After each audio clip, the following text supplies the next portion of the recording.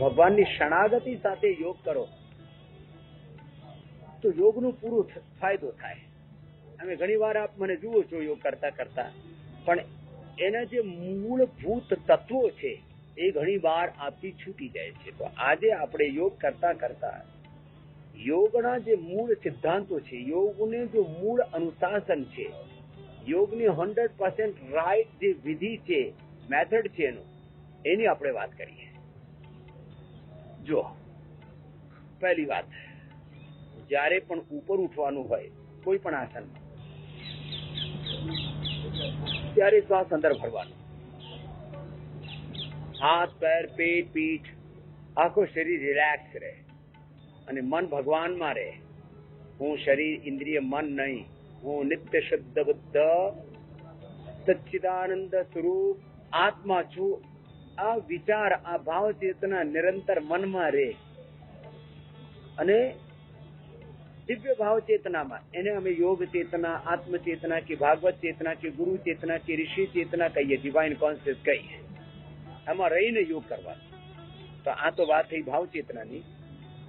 અત્યારે હાથ, પેર, પેટ, પીઠ, આખા શરીરની કન્ડિશન કેવી હોવી જોઈએ અને શ્વાસોચ્છ્વાસ કેવા હોવા જોઈએ એનું બહુ જ મહત્વ છે. તો જ્યારે ઉપર ઉઠવાનો હોય તાડાસનમાં, ત્યારે શ્વાસ અંદર ભરવાનો. જ્યારે બોડીને સ્ટ્રેચ કરો ઉપરની બાજુમાં, જમણી બાજુમાં, ડાબી બાજુમાં, ત્યારે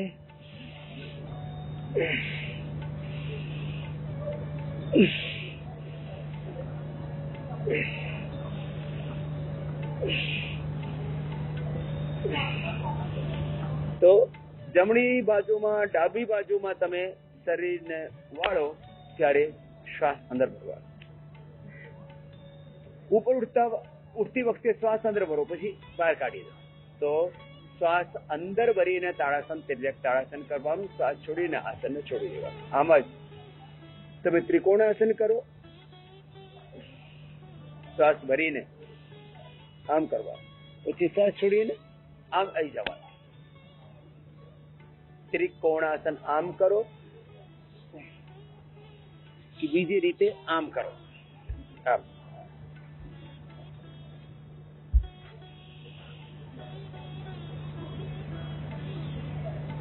શ્વાસ ભરીને કરો, પછી શ્વાસ કાઢીને આમ જ બીજી બાજુમાં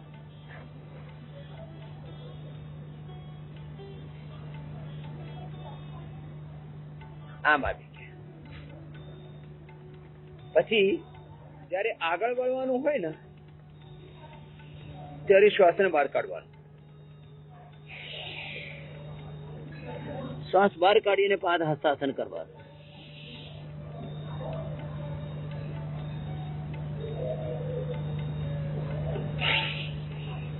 શ્વાસ અંદર ભરીને પાછળ આવવાનો.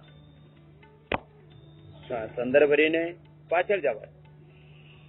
જયારે આગળ વળવાનું હોય ત્યારે શ્વાસને બહાર કાઢવાનું. જયારે પાછળ વળવાનું હોય ત્યારે શ્વાસને અંદર ભરવાનું.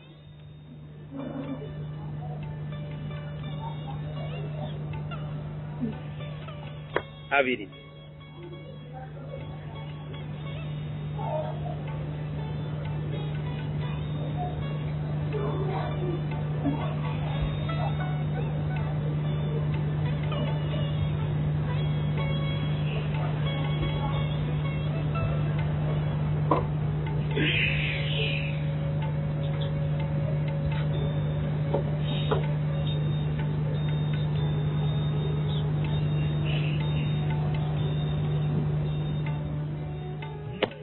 ત્યારે આગળ વળવાનું હોય ત્યારે શ્વાસને બહાર કાઢવાનું, પાદ હસ્તાસન. પાછળ વળવાનું હોય, અર્ધ ચક્રાસન કરો કે ચક્રાસન કરો ત્યારે શ્વાસને અંદર ભરવાનું. પાછળ જેમાં પણ વળવાનું હોય, ઉષ્ટ્રાસન કરો કે ભુજંગાસન કરો કે આમાં શ્વાસ ભરવાનું હોય પાછળ વળતી વખતે. આગળ જયારે વળવાનું હોય, પશ્ચિમોત્તાનાસન કરો કે કોઈ પણ આસન જેમાં આગળ વળવાનું હોય એમાં શ્વાસ બહાર કાઢવું પડે. જેમાં શરીર સ્થિર હોય, જો કે અમે કરી રહ્યા છીએ એરી ઉપરની બાજુમાં, જે નીચેની સાઈડમાં, અને આ છે વૃક્ષાસન. આમાં શરીર સ્થિર છે તો શ્વાસની ગતિ પણ સ્થિર. શ્વાસ ભરીને પણ કરી શકો,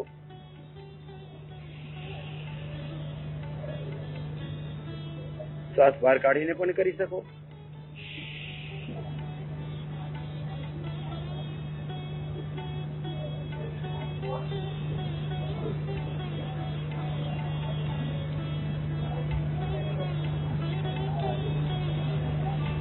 कि सहज श्वसन साथे श्वास प्रश्वासनी सहज गति, वृक्षासन होय, सर्वांगासन होय,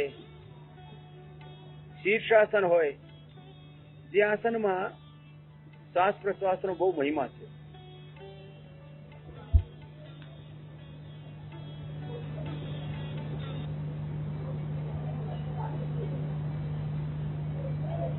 शरीर ने स्थिति सामान्य तो श्वास ने स्थिति पण सामान्य.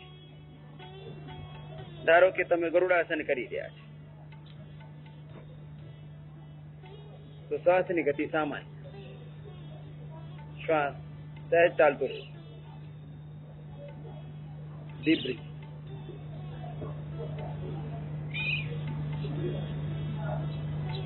એટલે શરીરના સ્થિતિ પ્રમાણે શ્વાસની ગતિ રહેશે.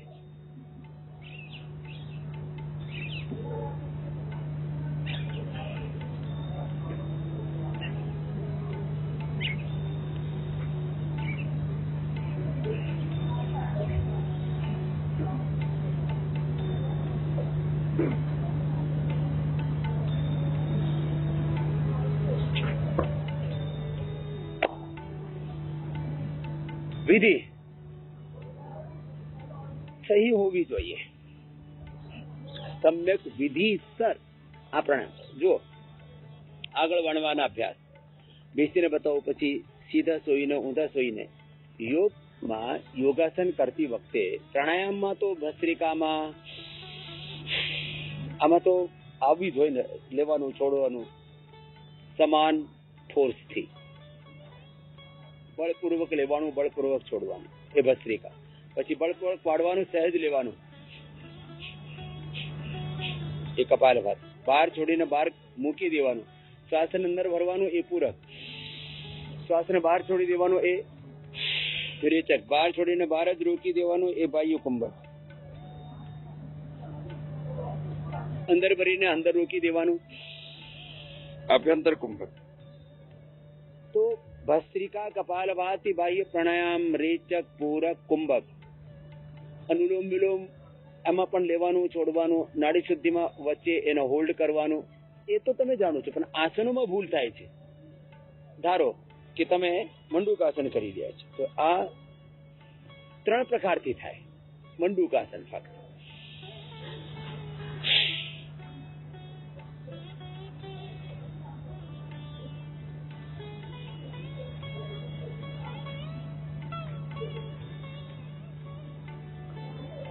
સતત બહાર છોડીને બહાર જ મૂકી દેવાનું. બાહ્ય પ્રાણાયામ સાથે મંડુકાસન થયું. પછી કપાલભાતિ સાથે પણ કરી શકાય.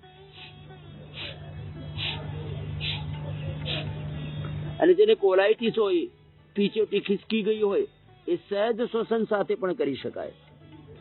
તો સહેજ શ્વસન સાથે, કપાલભાતિ સાથે, બાહ્ય પ્રાણાયામ સાથે આ કરવાનું.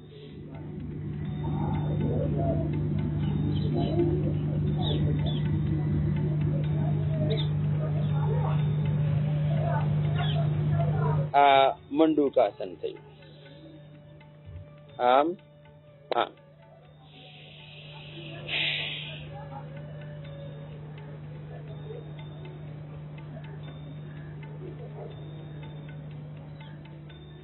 આવી રીતે વાતો તો ના નીકળી છે. ઘણી વાર અમે જુદી જુદી વાતો કરતા કરતા ડિફરન્ટ ડિઝીઝ બાબતમાં વાત કરતા કરતા યોગ કરાવીએ છીએ ને, તો એમાં તમારાથી ઘણી વાર ભૂલ થઈ જાય કે આ યોગ કેવી રીતે કરવાનું. તમે યોગ જોતા હોય, કરતા પણ હોય, પણ એમાં શ્વાસ પ્રશ્વાસની જે રીત છે, પછી દરેક શ્વાસ સાથે ઓંકારનો જપ છે, રોગ મુક્તિનો સંકલ્પ છે. રોગ મુક્ત છું, વિકાર મુક્ત છું, સદજ્ઞાનથી, સદભાવથી, સદગુણોથી, ભગવાનથી, બ્રહ્મત્વ, દેવત્વ, ઋષિત્વથી હું યુક્ત છું.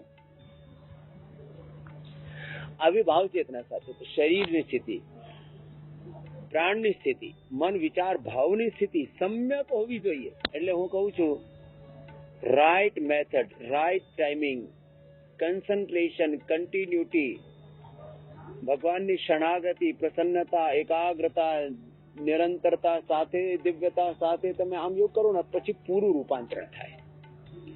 આ આગળ વળવાનું હોય ત્યારે શ્વાસને બહાર કાઢીને બાહ્ય પ્રાણાયામ સાથે, કપાલભાતિ સાથે, શ્વસન સાથે. જુઓ, પાછળ વાળવાનું છે. અમે શ્વાસ અંદર ભરીને જે વાત કરી કે જ્યારે પણ પાછળ વળવાનું હોય ત્યારે શ્વાસ અંદર ભરવાનું હોય. ઉષ્ટ્રાસનમાં શ્વાસ ભરીને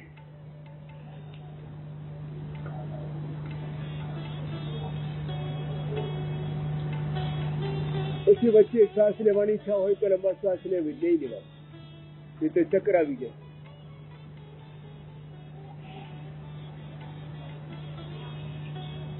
એક સ્થિતિમાં તમે શરીરને સ્થિર કરવાનું છે, 1-2 મિનિટ સુધી કરવાનું છે, તો સહેજ શ્વસન સાથે.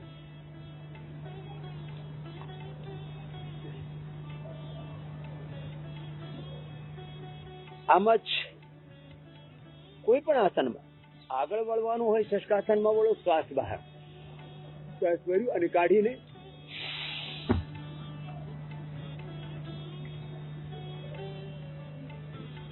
આ થઈ ગયું શશકાસન બાહ્ય પ્રાણાયામ સાથે.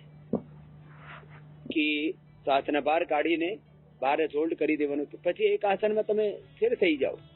ધારો કે તમે સુપ્ત વજ્રાસન કરી રહ્યા છો, પેટ માટે, ધરણ માટે, પીછોટી માટે.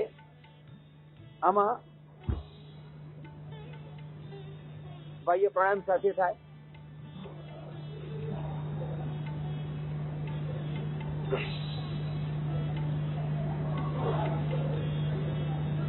પછી લાંબા સુધી સમય કરવાનો છે, 2 મિનિટ 5 મિનિટ સુધી કરવાનો છે. તો સહેજ શ્વસન.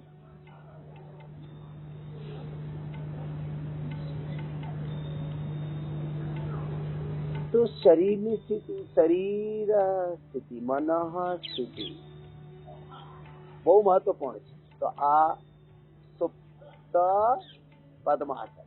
પછી સર્વાંગાસન તમે ધારો કે કરી રહ્યા છો, સર્વાંગાસન. તો સર્વાંગાસન કે શીર્ષાસનમાં સહેજ શ્વસન રહે, એમાં કોઈ લેવામાં છોડવામાં વિશેષ ધ્યાન નહીં. જે શ્વાસ ચાલી રહ્યો છે એને સહેજ ચાલવા દો.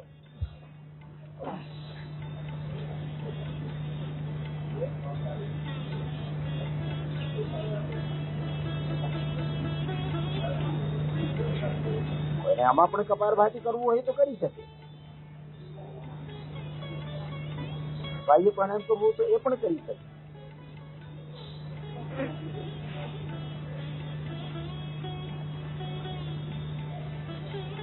મૂળબંધ લગાવી શકે.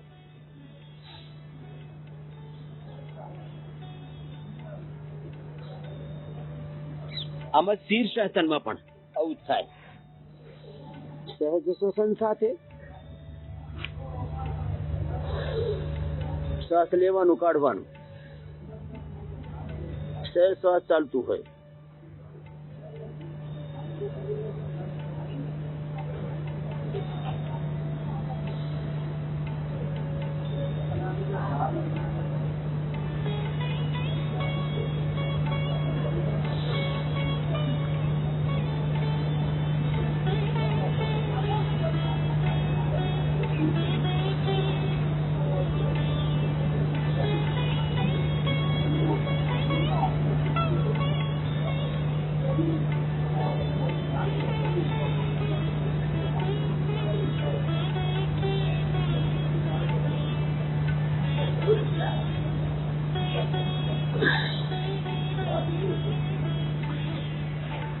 ધારો કે આપણે કોઈ પણ આસનમાં લાંબો સમય સુધી બેસવાનું છે, તો સહેજ પછી વિશેષ અભ્યાસ કરવાનો છે, તો પછી એ તો બાહ્ય પ્રાણાયામ આ તો બધું થાય, અભ્યંતર થાય.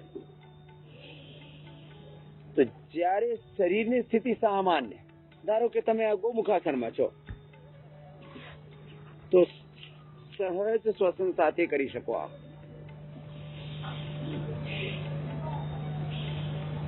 અને જેને ડાયાબિટીસ છે, ફેટી લીવર છે, પીસીઓડી છે, ઘણી બધી પ્રોબ્લેમ છે, કોન્સ્ટિપેશન આદિની શરીરમાં શિષ્ટ છે, તો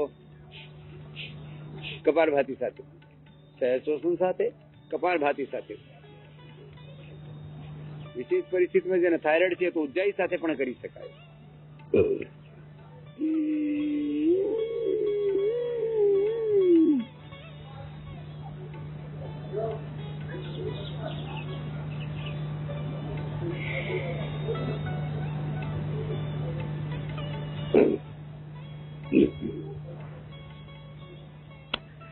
તો યોગમાં શરીરની સ્થિતિ, મનની સ્થિતિ, પ્રાણની સ્થિતિ અને સંકલ્પ થી સિદ્ધિ, સંકલ્પ સિદ્ધિ, સંકલ્પ સમાધિ, ભાવ સમાધિ કહો કે વિચાર સમાધિ કહો, અને વિચાર કરતા કરતા તમે નિર્વિકાર, નિર્વિચાર, નિર્દ્વંદ, નિર્ભય, નિશબ્દ થઈ ગયા. નિર્દ્વંદ, નિર્વિચારી, નિર્વિચાર, સબીજ સમાધિ, નિર્ભીજ સમાધિ. આ તો યોગની વિધિ. તો કોઈ પણ આસન ધારો કે તમે સીધા સુઈને વેદ ઉતારવા માટે અભ્યાસ કરી રહ્યા છો, અર્ધલાસન, પાદ વૃત્તાસન, દ્વિચક્રિકાસન, એમાં ભસ્ત્રિકા, કપાલભાતિ એક સાથે થાય.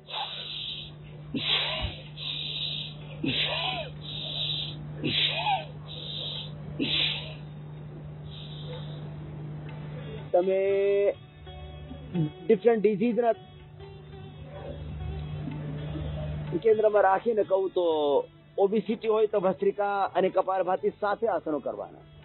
જેને મેરુદંડની સમસ્યા હોય એ બધા આભ્યંતર પ્રાણાયામ સાથે આસનો કરજો. જેને કોઈ રોગ ના હોય એ કોઈ આસનમાં ભસ્ત્રિકા, કોઈ આસનમાં બાહ્ય પ્રાણાયામ, કોઈમાં કપાલભાતિ. એટલે ઇન્ટિગ્રેટેડ યોગા પ્રેક્ટિસ, યોગાસન, પ્રાણાયામ, ધ્યાન એક સાથે કરજો તો મોટો ફાયદો થાય.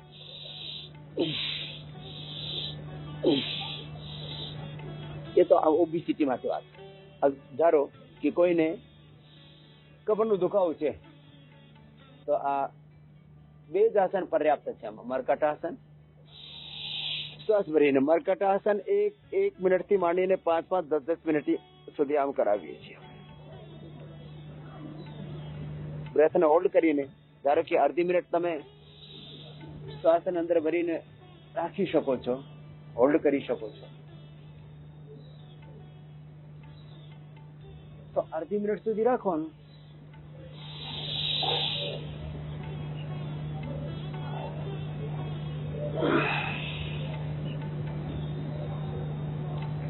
અને જેને અવસર મળે ને સૂરજના તડકામાં કરજો, જેમ હું કરી રહી છું.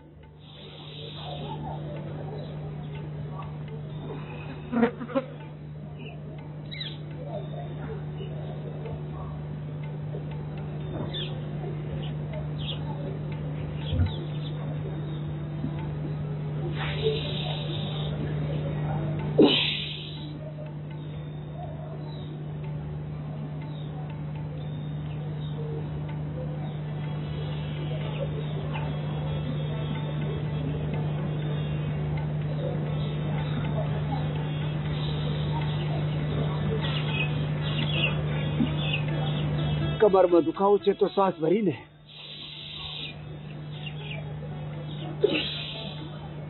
પછી જેને ડાયાબિટીસ છે, ઇન્ટિગ્રેટેડ યોગ પ્રેક્ટિસમાં જે મોટાપા અને મેરુદંડના, કરોડરજ્જુના જે પ્રોબ્લેમો છે એને છોડીને બાકીના જે પ્રોબ્લેમો છે એમાં આસન સાથે તમે કપાલભાતિ કરી શકો.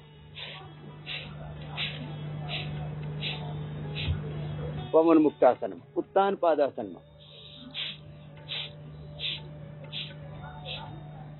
લોકાસનમાં, कपालभाति की बाह्य प्राणायाम,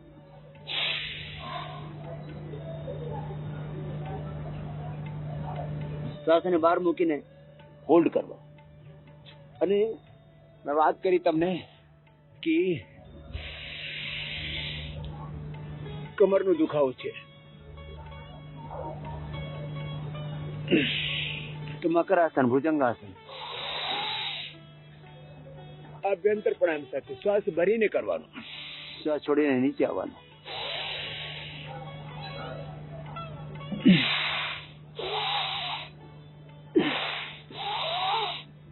તો મેરુદંડની સમસ્યાઓ હોય ત્યારે અભ્યંતર પ્રાણાયામ સાથે આ યોગાભ્યાસ કરવાનો. આ નાનકડી વાતો છે, બહુ મહત્વની વાત છે. સહી વિધિસર યોગ કરવાનો. તમારો મેથડ પરફેક્ટ રહેશે તો તમને 100% ફાયદો થશે. એટલે રાઈટ મેથડ સાથે યોગાભ્યાસ કરજો. આમાં શરીરની સ્થિતિ, ઇન્દ્રિયોની સ્થિતિ, જીતેન્દ્રિયતામાં, મનની સ્થિતિ, એકાગ્રતામાં, પ્રસન્નતામાં, દિવ્યતામાં, શરીરની, ઇન્દ્રિયોની, મનની સ્થિતિ, પ્રાણની સ્થિતિ અને આત્માની પરમાત્મામાં સ્થિતિ. યોગ, આત્માનો પરમાત્મા સાથે યોગ. આવી રીતે તમે યોગ કરશો. રાઈટ મેથડ એક જ મોટું તત્વ છે. પછી એમાં સમય, એક આસનનો સામાન્ય રોગોમાં 1 મિનિટ, મોટા રોગોમાં 2 મિનિટ, અસાધ્ય રોગોમાં 5 થી 10 મિનિટ. વિધિ સમય. પછી એકાગ્રતા, નિરંતરતા, પ્રસન્નતા, ભગવત શરણાગતિ સાથે એક અનુષ્ઠાનની જેમ તમે કરો તો એનાથી complete expression, complete balance, complete rejuvenation, complete divine transformation અને અલ્ટિમેટલી રીબર્થ, દિવ્ય જન્મ આપણને મળશે. એક જન્મ માની કોખથી અને દૂસરો જન્મ આપણને યોગથી મળે છે. એટલે મારી સાથે વિધિસર દરરોજ યોગ કરજો. તમારા દર એક રોગ મટશે. એટલે યોગ વગાવ્યો રોગમાં એબીપી અસ્મિતા ઉપર મારી સાથે સદાય યોગ કરજો અને નિરોગ રહેજો.